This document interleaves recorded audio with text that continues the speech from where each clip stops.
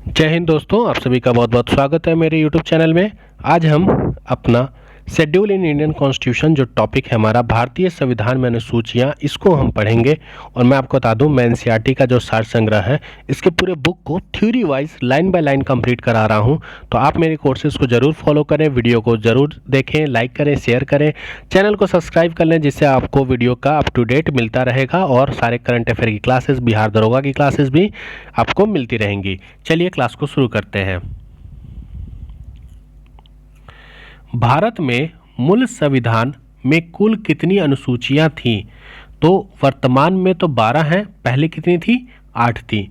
तो भारत के मूल संविधान में टोटल अगर अनुसूची की बात करें तो 8 थी और अभी 12 हैं। भारतीय संघ में नए राज्य के गठन का प्रावधान किस अनुसूची में किया गया है? तो प्रथम अनुसूची में। भारत के जो संविधान है उसमें भारतीय संघ का और नए राज्य का गठन प्रथम अनुसूची में। भारतीय संविधान की प्रथम अनुसूची राज्य के नाम और उसके राज्य क्षेत्र का वितरण प्रदान करती है। भारतीय संविधान में नवीं अनुसूची को किस संविधान संशोधन के माध्यम से जोड़ा गया था? तो नवीं अनुसूची को प्रथम संविधान संशोधन वर्ष 1951 में जोड़ा गया था। और भारत के संविधान के किस अनुसूची में विभिन्न राज्यों में अनुसूचित क्षेत्रों के प्रशासन और नियंत्रण के लिए विशेष उपबंध हैं? तो 5वीं अनुसूची में। तो 5वीं अनुसूची में जो विभिन्न राज्य के जो अनुसूचित क्षेत्रों में प्रशासन और नियंत्रण का जो विशेष उपबंध है वो 5वीं अनुसूची में है। ठीक, अब कुछ इधर भी देख लेते हैं, उसके बाद नीचे आपका देखते हैं। राज्य द्वारा शुल्क एवं कर लगाने का अधिकार संविधान के किस अनुसूची में उल्लेखित है? तो 7वीं अनुसूची में। तो 7वीं अनुसूची में शुल्क एवं कर लगाने का अधिकार आपका उल्लेखित है। राज्य भूमि सुधार अधिनियम को संवैधानिक सुरक्षा प्रदान करने हेतु किस अनुसूची? तो ये आपकी 9वीं अनुसूची है। तो याद रखिएगा, राज्य भूमि सुधार अधिनियम, संवैधानिक सुरक्षा प्रदान करना, 9वीं अनुसूची। 10वीं अनुसूची को 52वें मतलब 52वें संविधान संशोधन अधिनियम 1985 के द्वारा संविधान में जोड़ा गया था। और 91 संविधान संशोधन अधिनियम 2003 द्वारा इसमें संशोधन किया गया और इसे दल बदल विरोधी कानून, एंटी डिफेक्शन लॉ भी कहा जाता है। तो याद रखिएगा कि जो 10वीं अनुसूची है उसको 52वें संविधान संशोधन अधिनियम 1985 के द्वारा संविधान में जोड़ा गया था, क्योंकि पहले तो 8 अनुसूचियाँ थीं।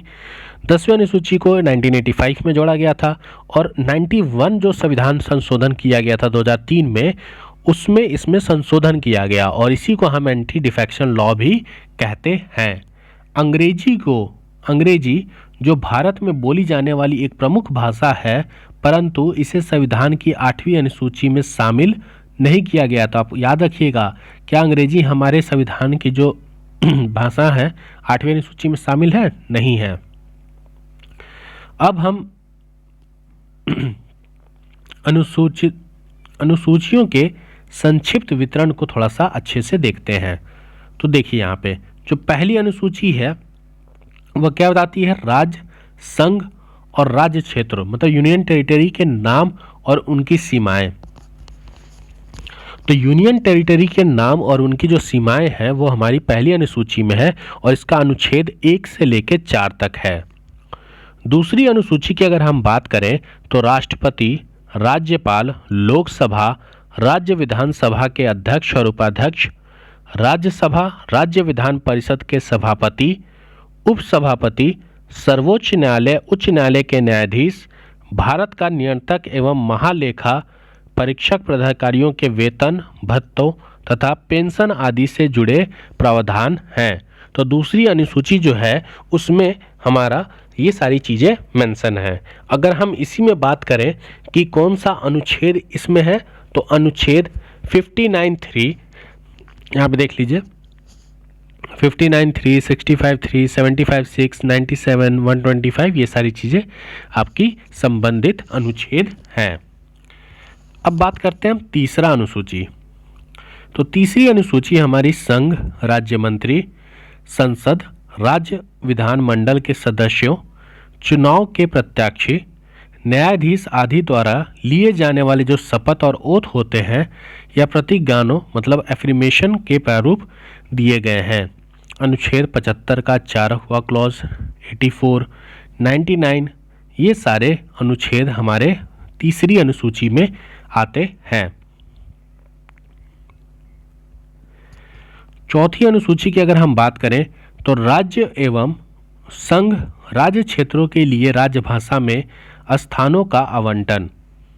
अनुच्छेद 4 का 1 क्लॉज और 80 का 2। कौन सा? राज्य और संघ राज्य क्षेत्रों के राज्य सभा में स्थानों का आवंटन।